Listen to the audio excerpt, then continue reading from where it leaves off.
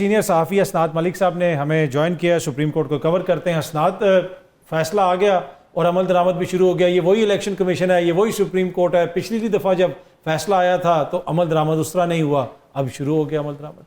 देखिए, ये तो बिल्कुल 90 दिन के अंदर इंतखाबात का जब बात आई तो कहा गया आर्डर ऑफ द कोर्ट नहीं है, अमल दरामद कैसे करें। तो अब देखेंगे वो आर्डर ऑफ द कोर्ट तो नहीं है अवेलेबल, हमारी इतला के मुताबिक तो नहीं मिला अभी। वो जो 12 जज साहिबान ने साइन कर, जो इन्होंने भी पीटीआई वालों ने भी मांगा है कि लेकिन 10 जजेस ने क्योंकि मेजॉरिटी ने साइन किया हुआ है तो वो ही आर्डर जो है वो बना के फैसले पे अमल दरामद भी हो गया है। अब तकसीम भी हो गई है सारी 78 सीटों की, तो कंप्लीट जस्टिस जो है वो हो गया है अब। अच्छा, ये जो अदलिया के मामलात हैं, गुज़िश्ता 1.5-2 सालों के दौरान हमने देखा कि बहरान की सी कैफियत रही। अब 26वीं आइनी तरमीम, इस फैसले के बाद, आइनी बेंच के मुतहरक होने के बाद मामलात आपको अदालत के अंदर सेटल होते हुए नज़र आ रहे हैं या वो बहरान की सी कैफियत अभी भी है? देखिए, अब तो बड़ा वाज़े हो गया है। जो आइनी बेंच के जजेस हैं उनका बज़ाहिर ये लगता है कि उनका ये है कि ये निज़ाम की बका उनकी बका है। ये निज़ाम तकड़ा होगा, वो भी तकड़े होंगे। वो जिस हद तक चले गए, 3 जो फैसले उन्होंने किए हैं उससे वाज़े उनका पैगाम है। उन्होंने सिविलियन का मिलिट्री कोर्ट में ट्रायल कंडीशनली अलाउ किया। इस्लामाबाद हाई कोर्ट में जजेस की पिटीशन में जो रिलीफ था वो नहीं, उन्होंने ट्रांसफ़र को इंडोर्स किया। तीसरा रिज़र्व सीट का मामला, अब वो पीछे नहीं देखेंगे और बज़ाहिर ये लग रहा है कि उनको भी अंदाज़ा है कि जो 27वीं तरमीम होगी उसमें क्या उनके लिए चीज़ें होंगी।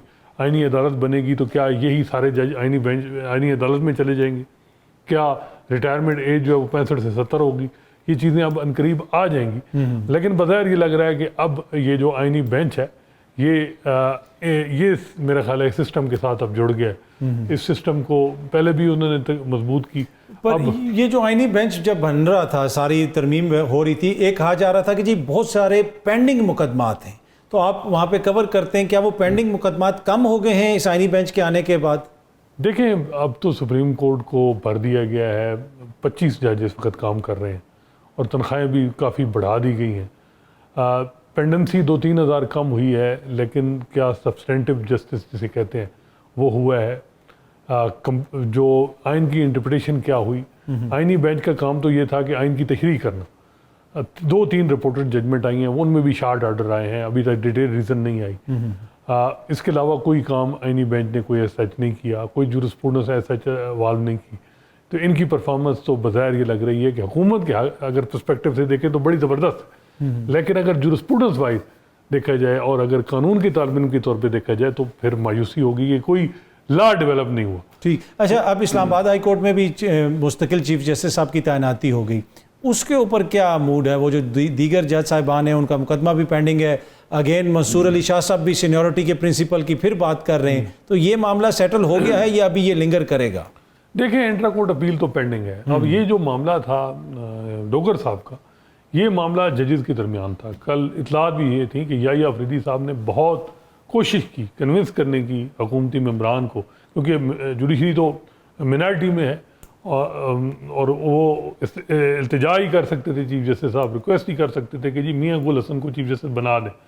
सिस्टम के लिए यानी सब के लिए एक्सेप्टेबल है, इस्लामाबाद हाई कोर्ट में भी वर्किंग ठीक चलेगी, लेकिन उनकी बात नहीं सुनी गई और हुकूमत ने 9 वोट से उनको बना दिया। इवन जो याहिया अफरीदी साहब हैं कि सिटिंग जो चीफ जस्टिस साहब हैं, हुकूमत ने उनकी बात को इग्नोर कर दिया। बिल्कुल नहीं, बिल्कुल, बल्कि उनके जो ब्रदर जज हैं अमीरुद्दीन खान साहब, उन्होंने ही उनको नहीं उनकी बात मानी और अगर वो कन्विंस करना होता तो वो उनको करते। अच्छा, ये हम एक बहुत बड़ा तजाद नहीं देख रहे? कहाँ पे काजी फाइज ईसा साहब जैसे चीफ जस्टिस के वो सब कुछ कंट्रोल करते थे, अब हालत ये है कि आप ये कहते हैं कि बहुत सारे फैसलों में इवन के जजेस की तैनाती में भी चीफ जस्टिस को इग्नोर भी कर दिया जाता है। देखें, चीफ जस्टिस से 2-3 दफ़ा हमने पूछा, जिस तरह पेशावर हाई कोर्ट के सीनियर जज को इग्नोर किया गया क्योंकि वो हुकूमत के हमख्याल नहीं थे, उनको सुप्रीम कोर्ट भी नहीं लाया गया। तो मैंने उनसे जब पूछा कि ये क्या वजह है, तो उन्होंने ये कहा कि जी काश अगर मंसूर अली शाह और मुनीब अख्तर बैठे होते तो हम उनको एक फाइनेस्ट जज को सुप्रीम कोर्ट ले आते।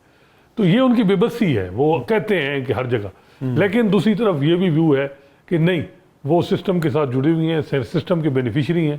तो ये बातें हैं, लेकिन प्रैक्टिकली उन्होंने क्या किया है, जब क्यों उन्होंने ट्रांसफ़र इंडोर्स किया? अगर वो कहते उनको नहीं पता था कि सरफराज डोगर साहब को क्यों लाया जा रहा है, क्या मकसद क्या था?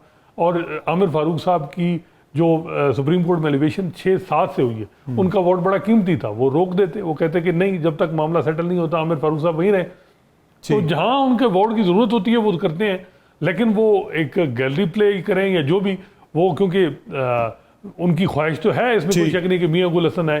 फिर उनका बड़ा वाज़ेह पोजीशन है कि जी डोगर साहब की जो ट्रांसफर होके आए हैं उनकी सीनियरिटी वो बॉटम लाइन पे उनको आना है, वो क्योंकि सिस्टम के बेनिफिशियरी है। अच्छा, आप अरसे दराज से सुप्रीम कोर्ट को, अदलिया को कवर कर रहे हैं, ब्रीफली आखिर में बताइएगा इस वक्त जो सिचुएशन है, जिस आपने जिक्र किया कि 15वें नंबर से लाहौर हाई कोर्ट से एक मोजेस जज साहब आए, उनको चीफ जस्टिस बना दिया गया, आईनी बेंच बन गया, हाई कोर्ट में मामला जिस तरह चल रहे हैं सुप्रीम कोर्ट में चल रहे हैं, ये रूटीन की चीज़ें हैं या आपने कभी इस चीज़ को एक्सपीरियंस किया, इस तरह के हालात को? देखिए, पहले भी होता, छोटी मोटी मनूवरिंग जुडिशरी के अंदर होती थी। जजेस जो चीफ जस्टिस साहबान थे उनकी ख्वाहिशात थी कि जी हमारे हम ख्याल जजेस हम ऐसे लाएं जो आगे फ्यूचर की प्लानिंग हो, 10 साल की, 8 साल की। साकिब निसार ने भी की, उमर अता बंदयाल साहब भी कुछ जजेस को लाए, लेकिन वो चीज़ें निज़ाम तो बिल्कुल चेंज हो गया। अब भी ये प्लानिंग, अब लेकिन मसला ये है कि ड्राइविंग सीट पे एग्जेक्टिव है और उनके साथ तकरीबन जो इस वक्त मेन जो अदलिया के फेस हैं वो 9 जजेस हैं जो इस वक्त पूरा 26वीं तरमीम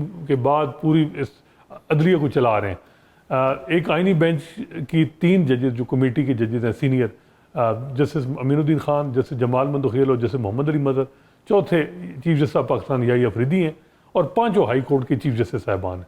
ये 9 जजेस जो हैं और इनमें से एक भी जज नहीं है जो मौजूदा निज़ाम को क्वेश्चन करे और कोई हुकूमत को किसी मामले में परेशानी हो। तो ये हुकूमत के लिए बड़ी आइडियल सिचुएशन है कि ये, और हुकूमत ने इस वक्त देखें, अगर आप जज पेशावर हाई कोर्ट में जूनियर जज को चीफ जस्टिस बनाया, सीनियर कहीं कोई ख़तरा ना हो, परेशानी ना डाले। इसी तरह लाहौर हाई कोर्ट में भी यही किया। लाहौर हाई कोर्ट में उनके लिए मसला नहीं है, जो आलिया नीलम साहब हैं, डिस्पाइट दैट कि उन जुडिशरी चाह रही है कि उनको ऊपर लाए, लेकिन हुकूमत उनको लाना ही नहीं चाह रही, वोट ही नहीं देती और इस वजह से वो वहाँ हैं।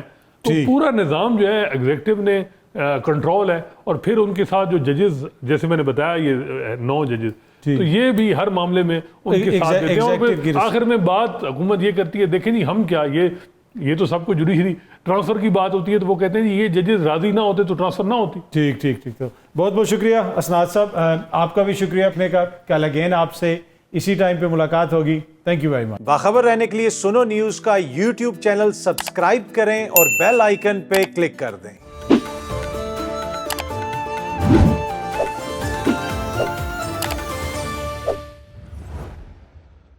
बाखबर रहने के लिए सुनो न्यूज का यूट्यूब चैनल सब्सक्राइब करें और बेल आइकन पे क्लिक कर दें।